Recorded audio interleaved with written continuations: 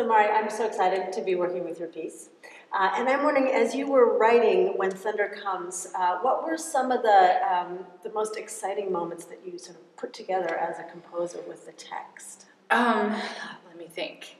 It was, first of all, it was a lot of elements put together because of the taiko, and the text had so much color and different directions it could go in. So I was kind of focused on getting a melody. And that one line, the civil righteous orphanage being meek, is kind of like the main idea. So that's why I bring it into a unison at that point. Right. And we were just working on that this morning. Oh. Yeah, we were. So the interesting thing about this piece is we kind of struggled to find text for a while. And then all of a sudden one of our singers sent us this poem. It was perfect. It was like, and I sent it to you I was so excited about it. I sent it to you thinking, oh, I hope she likes it, I hope she likes it. And then you were like all over it. So I'm so excited about this poet that we're working with. His name is J. Patrick Lewis, and he's the Children's Poet Laureate for the United States. He was in 2013. And so when we sent you this poem, what did you think, and how did the poem influence what you were creating? Well, there's lines of text. I was going to make a comment about the book. Yeah, good. It has this. It's kind of like it's a child's book. It's a children's book, yeah. But all of the poetry covers civil rights leaders. Right. For racial justice, LGBT justice, labor rights, I think, anti-war, all kinds of civil justice, and each page has got its like own color theme and its own little capsule of time. So the poem comes at the very beginning. It's a sonnet, and it kind of is a general introduction, kind of like summary about the poem. Welcome to this book. Yeah. And so it's kind of, the poem itself has a lot of different allusions and whatnot. And the poem talks about three different characters that are in his book of poems, and these are referenced in your piece.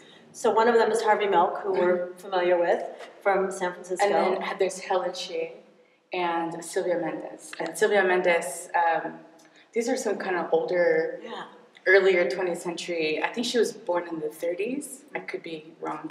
But she was responsible for, as a child, challenging segregation in schools. She was Mexican-American in Southern California. And she actually, a lawsuit came out of it, and it just led to desegregating. Right.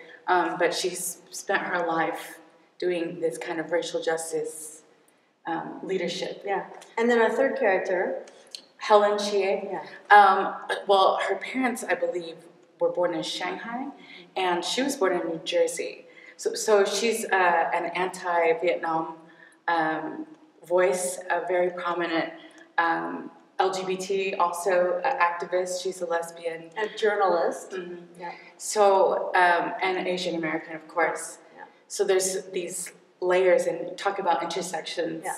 Like we had the title of our concert, Queer Thunder, before this poem ever showed up, and the poem is called When Thunder Comes. And I love the way that as a composer, you worked in thunder, in the taiko drums, of course, but then there's this place where the basses and tenors stomp, and we get this thunderous sound. Can you talk about the ringing of the bells a little bit?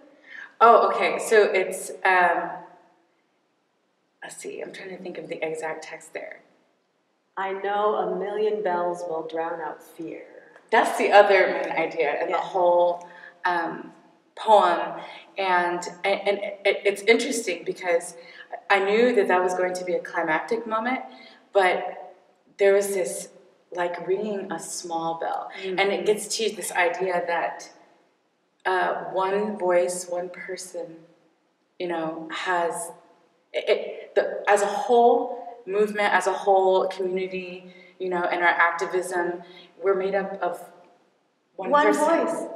So join us for Queer Thunder, April 16 and 17 at Hopkins High School. We'll look forward to seeing you there, and you'll get to meet Mari.